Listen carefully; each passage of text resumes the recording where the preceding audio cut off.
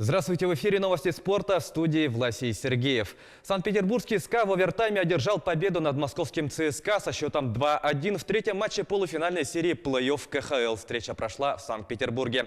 В составе победителей шайбы забросили Александр Барабанов и Николай Прохоркин. У проигравших отличился Павел Карнаухов. Счет серии до 4 побед стал 2-1 в пользу ЦСКА. На пути к полуфиналу армейцы обыграли «Витязь» и «Динамо». СКА выбил из борьбы «Спартак» и «Локомотив». Следующий матч серии пройдет также в Санкт-Петербурге 3 апреля.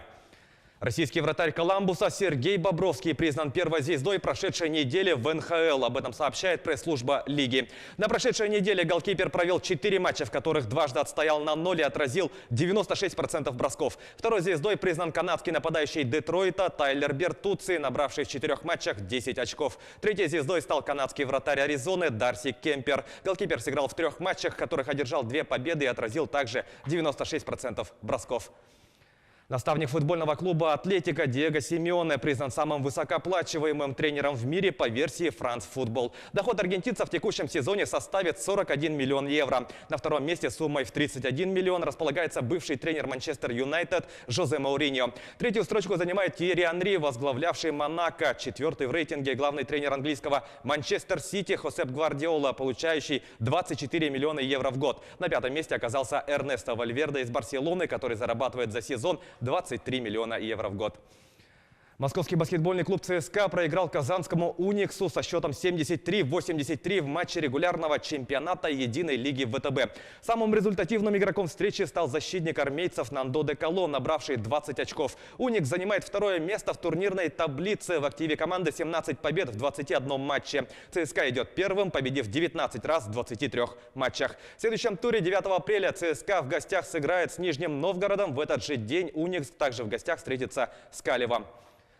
Чемпионат республики по волейболу сидя среди лиц с поражением опорного двигательного аппарата прошел в селе Амга. Соревнования такого масштаба в условиях сельской местности проводятся впервые в рамках подготовки к первым адаптивным играм, которые пройдут в июле этого года в Амге. Медали чемпионата оспорили 10 женских и 12 мужских команд. По итогам 2 дней упорных волейбольных баталий победу среди женщин одержала сборная Амгинского улуса. А у мужчин звание чемпиона завоевали представители Сунтарского улуса. Традиционно на высоком уровне выступили и волейболисты Нерюнгринской команды. Вот эти самые сильные, вот, амгинские, сунтарские, с ними вообще весело играть. Они, интересно просто. Сильные соперники такие. С ними. А сами довольны, да, вот организацией соревнований? Да, вообще все проходит хорошо, на высшем уровне, можно сказать. Нам же еще летом сюда ехать. Тут игры народов Севера будут. Говорят, в этом году первый раз инвалиды в этом участвуют. Хотелось бы поучаствовать, посмотреть все это дело. В Мирном прошли ежегодные соревнования по лыжным гонкам среди учащихся. Спортсмены из 7 школ боролись за звание сильнейших в спринтерской и индивидуальной гонках, а также в эстафете. Кто оказался сильнее, знает Анна Винокурова.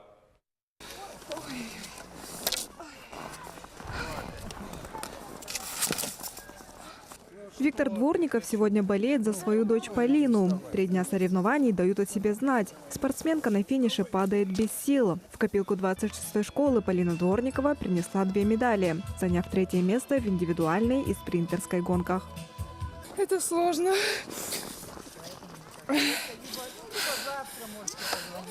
Сделали новую трассу, что не как обычные 2 километра, Понятно. а 2 круга. Извините, ничем помочь. Попадание вот так вот. Это сложно. Но обогнала нормально, так что...